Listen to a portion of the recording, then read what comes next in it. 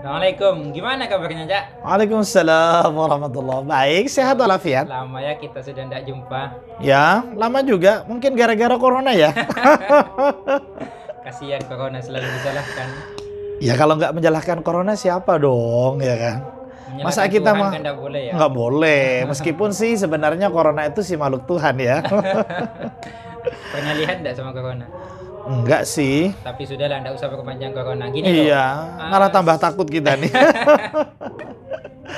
Aduh.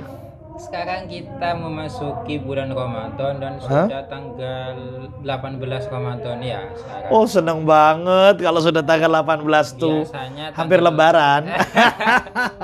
Tanggal 17 Ramadan itu biasanya kita umat Islam mayoritas khususnya Nahdlatul Ulama itu mengadakan peringatan Hari Nuzulul Quran. Nah, tapi di kelompok lain itu terjadi kontroversi. Bagaimana sih sebenarnya tradisi memperingati Hari Nuzulul Quran? Ya, ini kan bagian dari al-a'yad ya.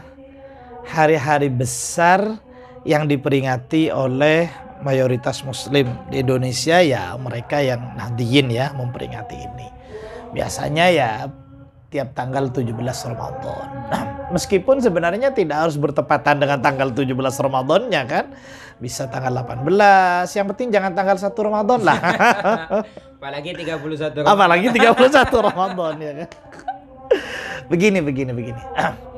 Peringatan Nuzul Quran ini sama halnya dengan peringatan-peringatan yang lain. Misalnya ya Maulid Nabi, kemudian peringatan Asyura ya, dan peringatan-peringatan yang lain. Yang itu bagian dari li'ajli raghbah. Ya. Semata-mata karena ada motivasi ya kecintaan kepada Al-Qur'an. Sama ketika peringatan Maulid Nabi itu li'ajli raghbah li Nabiyina Muhammad sallallahu alaihi wasallam, karena cinta kepada Kanjeng Rasul. Peringatan 17 Agustus ya karena juga mengenang sejarah kemerdekaan Indonesia. Sama hari lahirnya antum juga diperingati oleh istrinya ya. Itu karena dia juga cinta kepada jenengan kan gitu. Sehingga ada istilah ulang tahun. Karena kalau ulang hari nggak kuat biayanya. Itu jadi peringatan Nuzul Quran itu kalaupun dikatakan bid'ah, ya insya Allah itu bid'ah yang tersesat pada jalan yang benar ya. Jadi kalau itu kullu bid'atin dhalalah wa kullu dhalalatin finnar, itu tidak. Itu yang sesat tapi sesat pada jalan yang benar, daripada lurus tapi pada jalan yang sesat, pada jalan yang salah, kan bahaya ya kan? Mungkin itu juga di dalam kita mengkontekstualisasikan perkataan Sayyidina Umar, ni'matil bid'atu hadhihi. Jadi peringatan Nuzul Quran karena di situ ada kajian-kajian tentang Al-Quran, bagaimana mencintai Al-Quran, ngalap berkah saking Quran. Itu ya bagian dari tadi li'ajli raghbah lil Quran ya itu. Karena Al-Quran itu kan menjadi syahrul Ramadan alladzi unzila fihil Quran hudan linnasi wa bayyinatin minal huda wal furqan. Ya itu sebagai hudan linnas, sebagai pedoman. Ibarat dunia digital saat ini tuh namanya kayak Google Map ya. Orang biar nggak sesat cari alamat, Quran itulah ya yang mestinya menjadi guidance book bagi kita gitu. Berarti kita harus selalu berpedoman kepada Al-Quran. Betul, karena Al-Quran ini sudah dipermudah gitu loh. Walaqad yassarnal Quran fahal min mudzakir. Kami ini sungguh sudah mudahkan Quran ini. Tapi ada nggak yang merenung tentang Quran, mengkaji tentang Quran, belajar Quran, menghafal Quran? Itu penting. Quran sudah, bayangkan, kamu kalau menghafal bahasa Al-Quran, kira-kira 5 baris, 1 jam cukup enggak? Lebih malah. Oh, terlalu cukup. Terlalu cukup. Coba bahasa Inggris, nggak hafal. Nah, itu salah satu kemukjizatan Al-Quran adalah Al-Quran lebih gampang daripada bahasa yang lain. Betul. Ya, bukan semata-mata bahasa Arabnya, itu keunikan Al-Quran. Iya, betul bisa. Ya. Kalau kita bahasa kitab, itu juga mungkin nggak bisa kita hafal.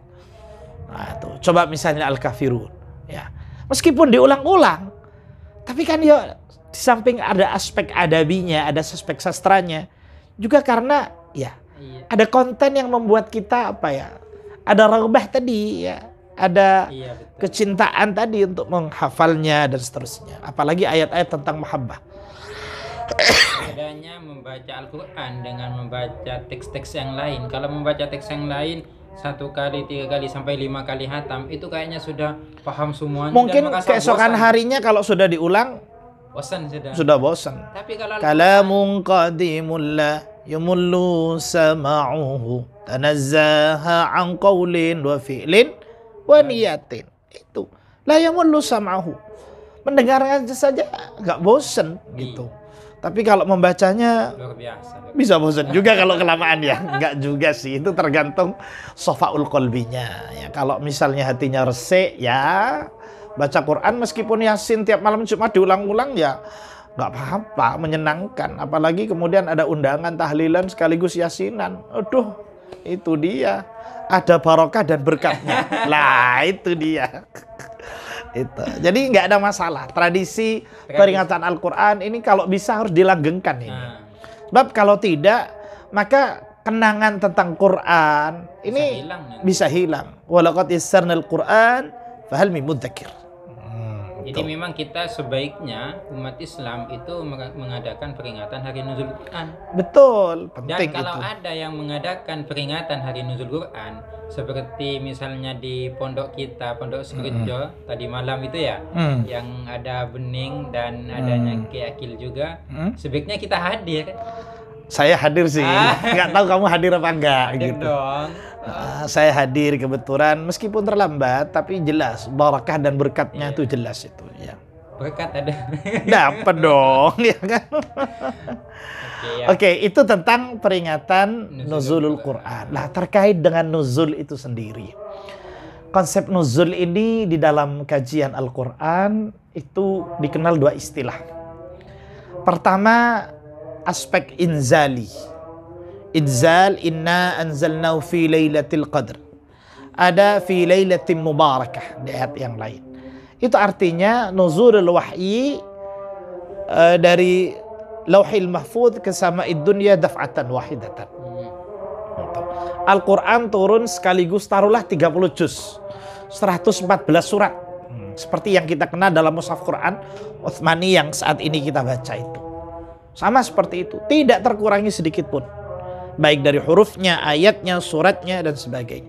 Hanya kalau persoalan harakat, ini sudah temuan-temuan ijtihad ulama terakhir untuk menyelamatkan originalitas Al-Quran itu. Khawatir itu nanti meskipun ada qiraah sab'ah, bahkan qiraah asyar dan sebagainya, tapi setidaknya ada keseragaman dalam membaca Al-Quran. Itu kontribusi dari Abul Aswad Ad-Dauli atau Ad-Duali itu. Ada titik itu juga ya. Iya, nuktoh. Ya, kalau kita semakin tidak ada titik, semakin tidak ada harakat, ya semakin susah toh ya. Bagaimana membedakan ta, tha, ba dan sebagainya. Sudah ada harakat, ada titiknya saja. Bahkan sudah diwarnai Al-Quran for women, sudah ada. Al-Quran Mulawwan itu sudah ada. Itu aja, repotnya bukan main kok, ya kan gitu. Jadi itu aspek inzali. Yang kedua adalah aspek tanzili, ya. Tanzili itu Al-Quran ya, yanzilu minas sama ila nabiyina Muhammad sallallahu alaihi wasallam biwasitah Jibril munajjaman. Itu secara tadriji, gradual. Itu. Tidak hanya turun pada satu kali waktu, tidak hanya pada satu tempat tertentu, tetapi di banyak tempat. Secara umum ya dibagi 2, Makkiyah, Madaniyah. Ayat-ayat yang turun di Makkah, ayat-ayat yang turun di Madinah. Itu. Ini menunjukkan bahwa Al-Quran itu sangat-sangat responsibel, bertanggung jawab ya terhadap problem yang ada saat itu. Responsif. Dia merespon, menjawab terhadap problem-problem yang ada saat itu. Sangat nggak mungkin dong Allah menurunkan Rasulnya tapi tidak membekalinya dengan kitab pedoman. Tidak mungkin. Rasul-Rasul sebelumnya itu sudah ada kitab pedomannya masing-masing. Nabi Isa ada Injilnya, kemudian ada Zabur dan seterusnya itu. Lah, Rasulullah Muhammad SAW sudah ada Al-Quran yang menegaskan originalitas Al-Quran sebagai kalamullah, bukan kalamu Muhammad. Itu saja masih dituduh sebagai kalamu Muhammad. Kurang apa coba kejujuran Rasul itu dalam menyampaikan misi Quran itu? Kan itu kan. Tapi ya namanya juga orang-orang yang angkara wa kafara, dia mungkir dan dia tidak percaya kepada Al-Quran, ya seperti itulah. Ya. Jadi di setiap kebenaran selalu ada tantangan, tahaddiyat, ya, ada tantangan-tantangan yang dihadapi. Termasuk Rasulullah, meskipun sudah dikatakan di situ bahwa inna anzalnahu fi lailatul qadr, kemudian inna nahnu nazzalna dzikra wa inna lahu lahafizun, ayat tentang tanzil, tetap saja mereka meyakininya awalnya itu adalah kalam Muhammad. Meskipun pada akhirnya sekarang Arab menjadi center of Islam, pusat dari peradaban keislaman itu sendiri. Gitu. Tertarik dengan ungkapan yang tadi bahwa Al-Quran itu pada awalnya diturunkan bila harokah, bila nuktoh. Berarti ya cuma bertulis seperti itu, tidak ya, hakikatnya, pendekatannya kan pendekatan talaki, ya, talaki atau pada sima'ah. masa sekarang yang sudah ada harakat dan ada titiknya, kemudian juga dibukukan, itu ada yang klaim itu katanya bid'ah juga. Ya kalaupun bid'ah ya bid'ah yang tadi. Iya, itu memang tapi bid'ah maksud saya yang hasanah gitu loh. Memang seperti itu, tapi maksudnya saya kira-kira walaupun oke lah taruhlah itu memang bid'ah. Kira-kira orang yang mengatakan itu bid'ah, seandainya Al-Quran tidak ada titik dan tidak ada hakikatnya, bisa ndak membaca? Jangan-jangan dia ndak kenal bahwa itu Quran. Atau jangan-jangan yang mengantarkan kita mengenal ada tulisan Arab, ya karena Al-Quran yang dibawa pertama kali oleh para Gujarat Arab itu ke sini, ke Nusantara ini. Kalau tidak ada itu, kira-kira kita sudah mengenal tulisan Arab ndak?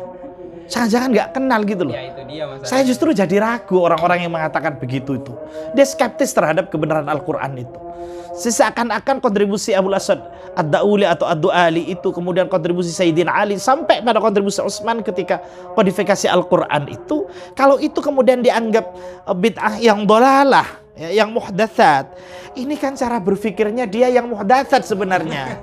Dia yang dolalah sebenarnya gitu loh. Dia yang paling benar. Dia yang dolun mudillun, justru dia itu sesat dan menyesatkan. Padahal itu. paham aja tidak. Lah itu dia.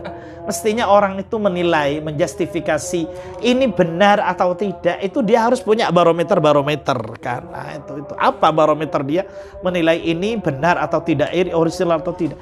Kalau kita berbicara Al-Quran yang asli itu di Lauhil Mahfuz, ya terus kita tidak kenal sekarang ini ada Al-Quran itu. Nah, terus kita dari mana kenal Tuhan, dari mana kenal Rasul, dari mana kenal orang tua, cinta dan kewajiban kita kepada istri dari mana? Itu. Termasuk saya menyayangi kamu tuh dari mana kalau tidak karena Al-Quran? Nah, kan itu lita'arufu tadi itu. Lagi. Iya, kira-kira begitu. Ya. Gitu ya, mungkin ya. Oke, siap. Insya Allah di lain waktu kita ketemu lagi. Ya. Pasti. Pasti. Ya, matur nuwun, pamit dulu. Assalamualaikum. Terima kasih banyak. Assalamualaikum warahmatullahi wabarakatuh. Insya Allah.